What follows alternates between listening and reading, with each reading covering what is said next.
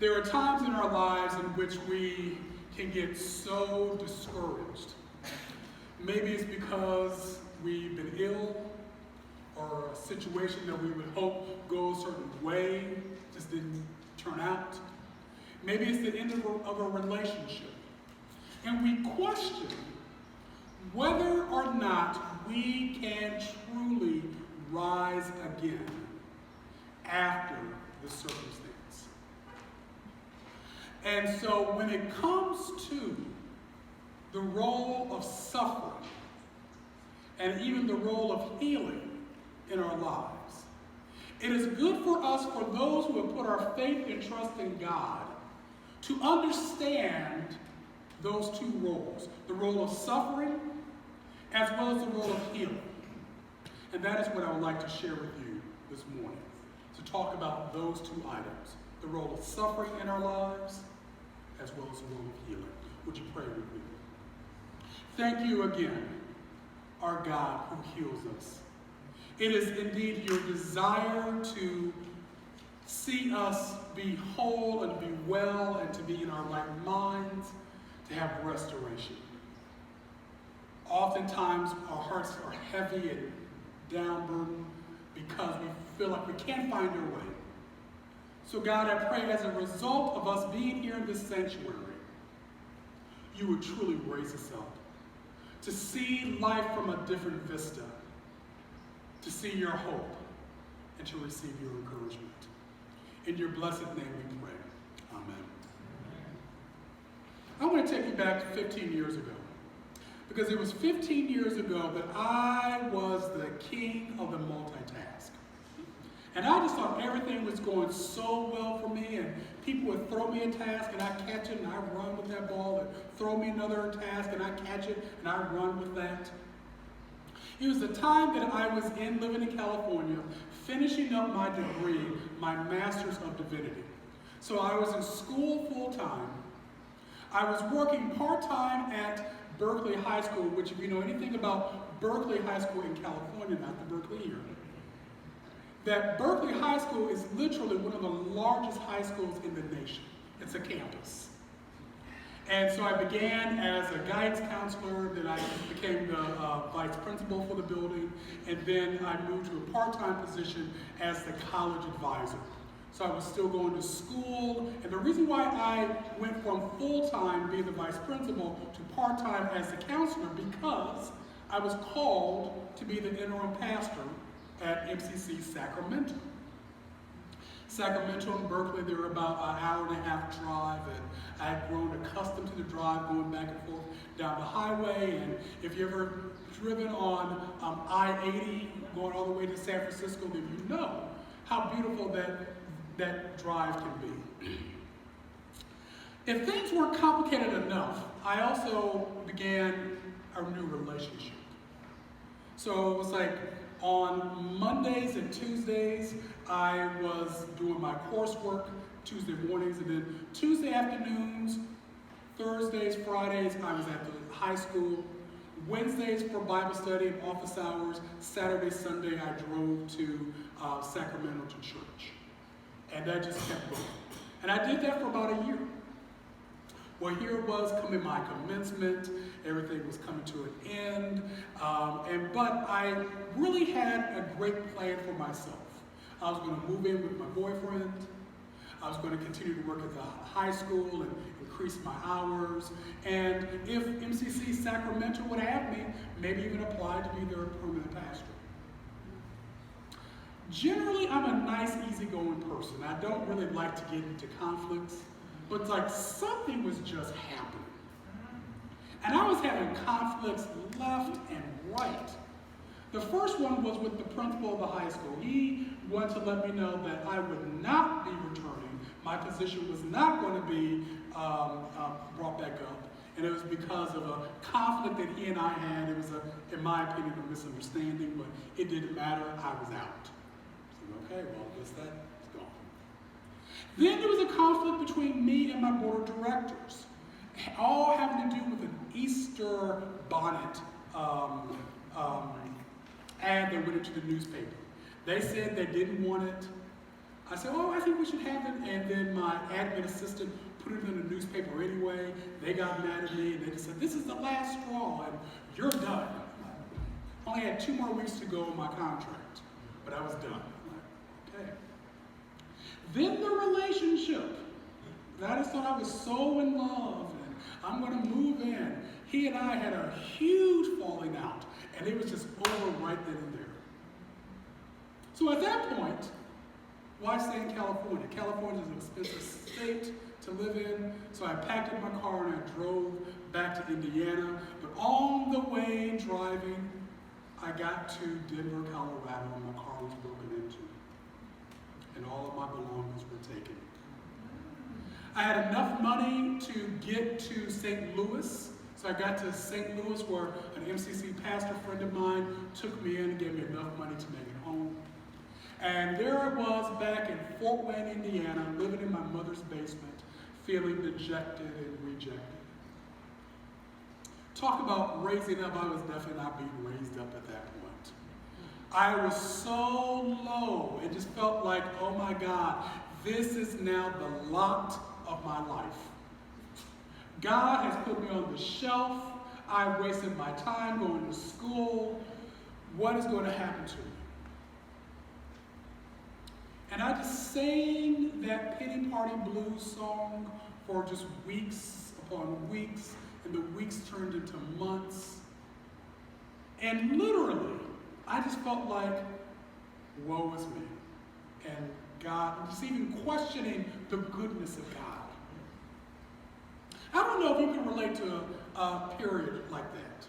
If you've been in a situation where maybe you have gotten hit with one blow, you got news from your physician about a negative report, or then you got some other news from a spouse or a partner, or then you got news that your car just got smashed, and it just keeps coming and keeps coming and keeps coming. The blows just keep coming, and you just wonder, like, how much more can I take? Is my faith in vain? I feel like I'm down for the count. And so rather than trying to get up and fight again, all I have enough strength to just simply crawl and slink away. Those types of periods in our lives are common. In fact, Jesus knew all about those times. When you think about the public ministry of Christ, Christ came to give various words of encouragement, but also actual physical healing.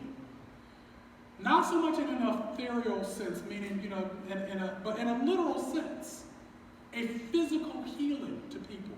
Because God cares for us deeply, immensely. And what Christ wants to do, even though we're so focused on the moment, the situation that is temporary, what Christ beckons us to do is to expand our view and to look to the God who is eternal. And to say that there are various things that happen to us that even though in the moment we say this is horrible, this is no good, how can anything positive ever come from it? To say, because you put your hand in mine, I have your hand. And we'll make this situation to go for your good. I don't know if you have a favorite healing story of Jesus in the scriptures. There are so many to choose from.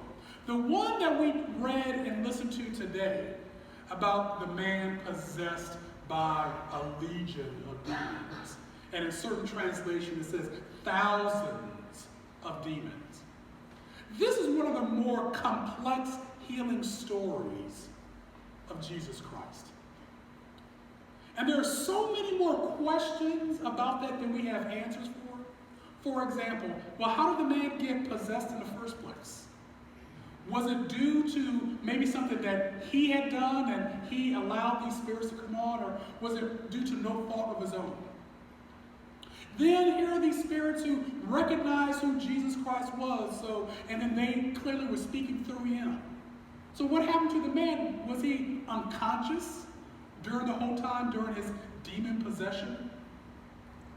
And then again, that Jesus role here, that he listened to the demons who said, please, Son of God, don't send us into the abyss or the bottomless pit. Send us into the herd of pigs over here. And that Jesus gave compassion. Like, well, what's up with that? That Jesus is giving compassion to demons? But one of the most bizarre statements or points of this particular story was the reaction of the townsfolk. Because again, when it came to tolerating, and I use that word in particular, they tolerated this demon-possessed man who lived in a cemetery, who rattled chains, who broke chains, and he would run around being mad. They tolerated it. He was part of the community, believe it or not. But when the one who provided healing for this man, who's now sane in his right mind and he's sitting calmly, oh, then they have an issue. And they say, oh, Jesus, you got to go. Get out of here. Go, go, go, go. What's up with that? And each one of those questions I brought up, I could make a whole sermon about those. But I want to focus on one aspect of the story that I believe gets glossed over often. And it relates to the topic of rising.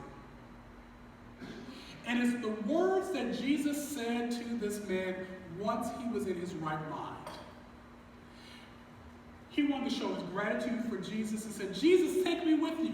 Wherever you and your disciples go, I want to follow. Jesus says, no. I'm going to paraphrase here. I have other work for you to do. You need to stay right here where you are. And you need to tell others what I have done for you.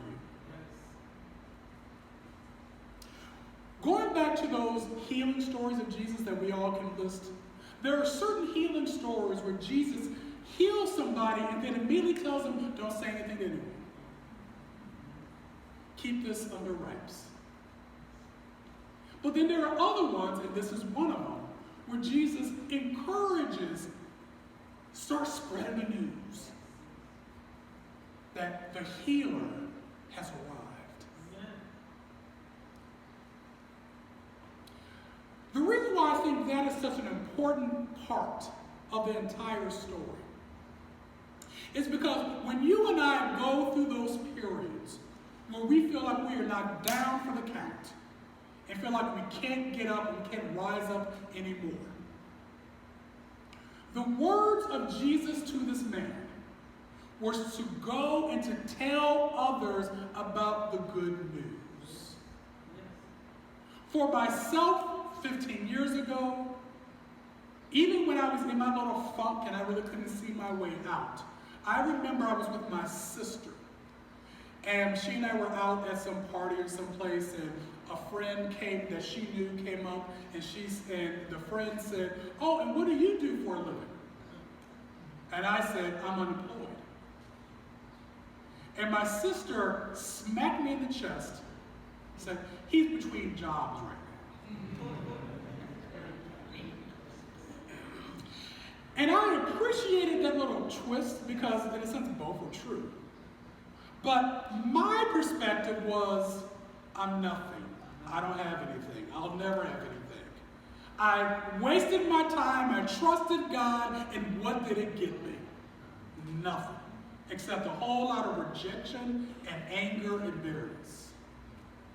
My sister, who was an agent of God during that time, said, boy, stop it. You are between jobs. God is not through with you. And believe me, she didn't say all these words, but in that smack on the chest, this is what she meant. God is not done with you. You have greater faith in God than that. You have known what God has done for you. In fact, you and I would not even be talking today if it wasn't for your God's faithfulness towards you. Because when you came out of the closet, I'm speaking for my sister,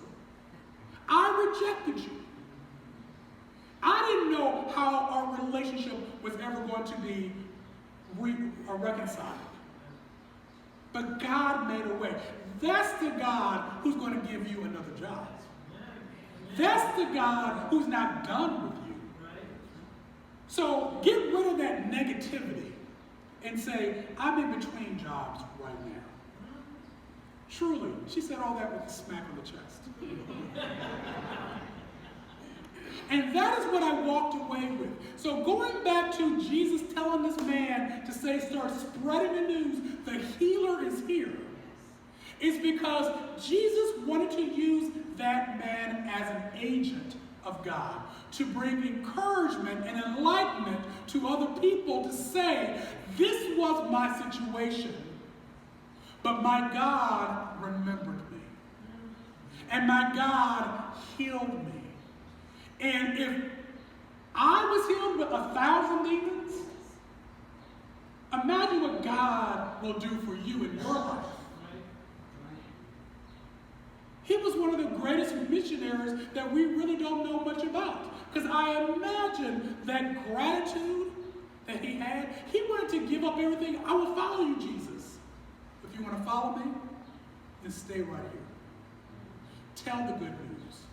Give that encouragement to other people. Suffering in our lives, while we are going through it, oftentimes we can't see any goodness at all. In fact, when that dark cloud has come and hid the face of the sun, all we feel is the rain falling on our skin. And we hear the thunder, the clap of thunder, and we see the lightning, and we are frightened. And rather than be big and bold, we want to just kind of curl into ourselves. That is, in a sense, what suffering does for us. But actually, from Jesus' perspective, from God's perspective, suffering is actually an opportunity. It's a doorway for us to see how God can take what we're going through and to manifest it into something brand new. Whether it is a physical ailment, whether it is some type of loss, what suffering does tells us that the things of this world are temporary. Don't cling to the things of this world, believing that that is what things are, that's how life is always going to be.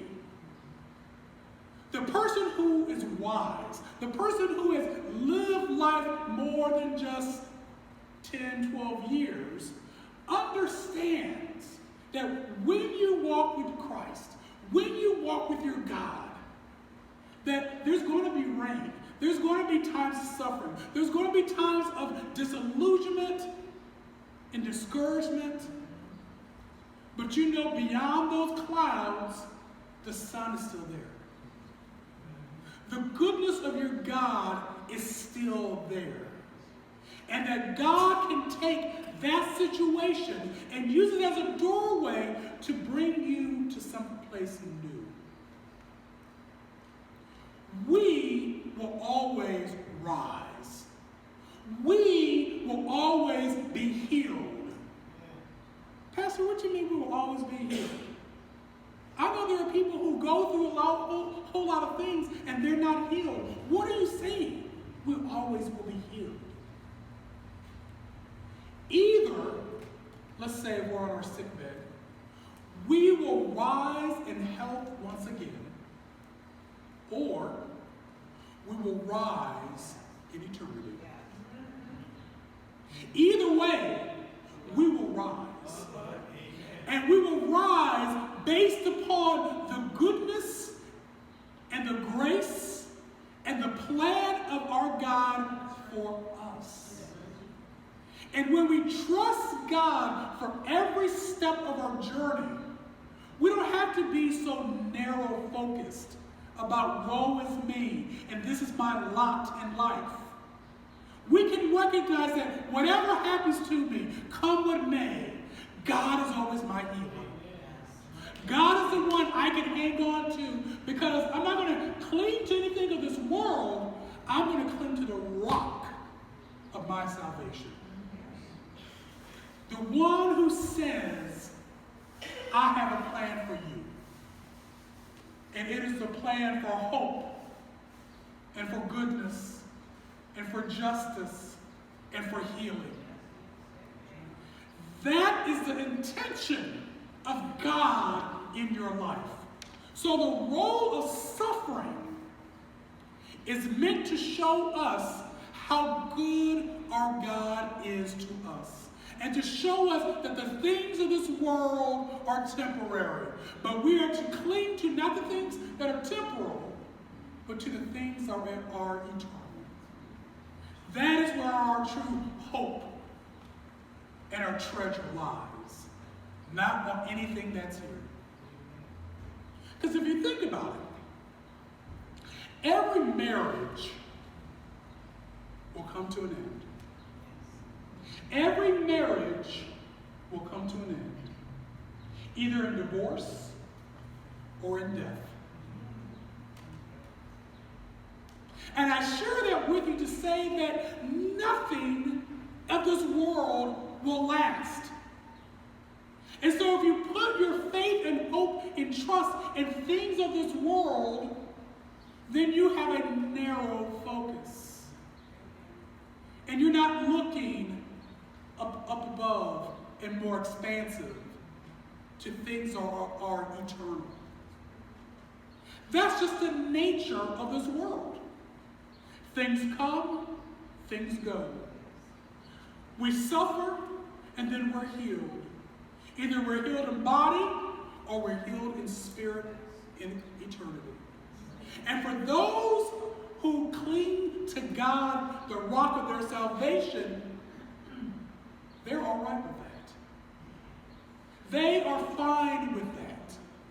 They recognize that the things of this world truly have no value for them. They may enjoy the things of this world, but I'm not going to cling to it. So God, if it is indeed your will and your way to keep me here on this earth for just a little bit time longer, then amen. I pray that my time here on this earth will be used for your glory. Now that brings me to my next point. The role of healing in our lives. When I thought that I was down for the count, and that there was going to be no more good news or no more opportunities coming my way, when I got a phone call from my former administrative assistant at MCC Sacramento saying, you should apply for this job back in California.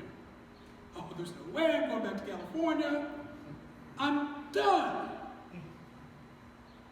But then I felt something within me.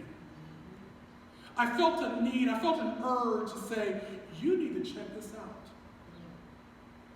Little did I know that that phone call from my administrative assistant was part of my healing.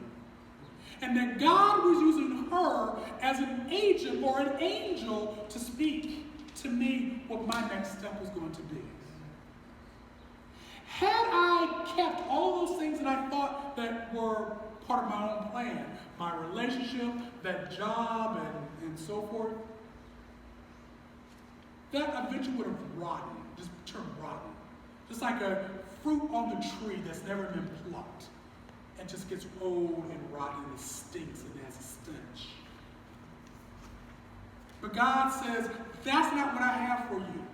And so, yes, you're having a lot of conflict, but I'm stripping you of the things that you no longer need. And I'm asking you to trust me and to listen to my voice. Because if you do, it will be part of your healing. I applied for the job and went back to California. And I recognize that, boy, was I silly back then. Boy, was my perspective narrow back then. Boy, did I really take God and try to put God into a box and say God is small and God can only do this. But to recognize that God is eternal. God is greater and bigger, more than I ever could dream or imagine.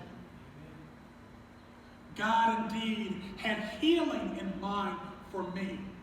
Not just because I had a new job, but God healed my spirit. Because during that period of time, my spirit was discouraged. God provided healing of my spirit. And I needed to know, God, do you still love me? Do I still matter to you? And the answers that continued to come from that point forward was absolutely yes. And so, since that time, I've experienced disappointment, disillusionment, things have knocked me off my feet. But the reason why I can still stand is because I remember God is always there. Yes, there are storm clouds right now, but my God is always there. And I don't understand this particular circumstance, but God does. And so God, the only thing I can do, the best thing I can do for myself is trust you for my healing. Because when I'm then healed, the role of healing in my life is to turn around and to help heal someone else. To be an encouragement in the lives of others. God simply does not want to just have us to be healed for our own healing's sake, but just like he told that individual who was possessed by demons, no, you stay here. You tell other people what God has done for you. That is your call. That is your purpose. That is the plan that I have for your life. Why was he possessed by demons? We're not told. Why did those town people act the way they did? We really don't know. But I'm sure those town peoples were changed through the testimony of the one who used to live in the graveyard, who was bound up in chains, who was out of his mind, who was unconscious. Now we recognize there are some people in this world who don't have a heart to encourage other people. They're so self-focused. It's always about them, always about their issue and their problem, and the sun will never shine ever again. And I would say, just like that demon-possessed man who was still there, but the demon spoke for him, he was unconscious. That those people whose woe is me, and the sun will never shine, they also are unconscious. And they allow those circumstances to speak for them. Those temporary circumstances to guide them. They're still there, but they're unconscious. And they can't see the light. Well, what happens to that person? Well, just like what happened to the one who was healed of all the demons. That Jesus comes and Jesus shows compassion to the demons, to the individual. When Jesus showed compassion to that individual, that man's life was changed. How much more will God use us to transform other people through our own testimonies? That we were knocked down, but now we have risen. That I know God who's not small in a box, but I know God who is my healer. And when it comes to the faith and the trust you have in God, you can be like one of those people who talk with Job, even like Job's wife. Look at all that has happened to you. Why don't you curse God and die? You can listen to those voices, or you can be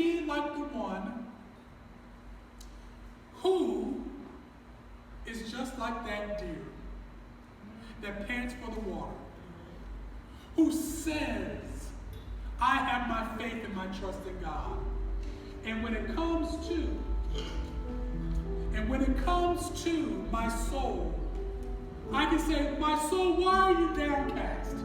Why are you so disturbed within me? Put your hope in God, for yet will I praise my Savior and my God.